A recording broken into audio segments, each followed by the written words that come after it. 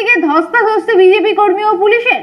পূর্ব মেদিনীপুর জেলার এগরায় বন্ধ সফল করতে পথ অবরোধ করেন বিজেপি কর্মীরা। অবরোধ তুলতে গেলে বিজেপি কর্মীদের সাথে বচসা লাগে পুলিশের।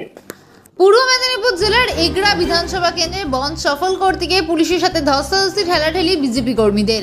ছাত্র সমাজের ডাকে মঙ্গলবার দুপুরে নবান্ন অভিযানে পুলিশ যেভাবে আন্দোলনকারীদের উপর আক্রমণ চালিয়েছে তারই প্রতিবাদে বুধবার রাজ্য জুড়ে 12 ঘন্টার বাংলা বন্ধের ডাক দেয় বিজেপি। তারই সমর্থনে বুধবার সকাল 8টায় পূর্ব মেদিনীপুর জেলার এগরা শহরে পথ অবরোধ করেন বিজেপি কর্মীরা। যানবাহন আটক করায় যানজটের সৃষ্টি হলে এগরা থানার বিশাল পুলিশ বাহিনী এসে পথ অবরোধ তুলতে চাইলে পুলিশের সাথে বিজেপি কর্মীদের ধস্তাধস্তি লেগে যায়। ঘটনায় কেন্দ্র করে ব্যাপক উত্তেজনা ছড়ায়। কিছুক্ষণ পরে পুলিশ পরিস্থিতি নিয়ন্ত্রণ করে এবং বর্তমানে পরিস্থিতি স্বাভাবিক রয়েছে।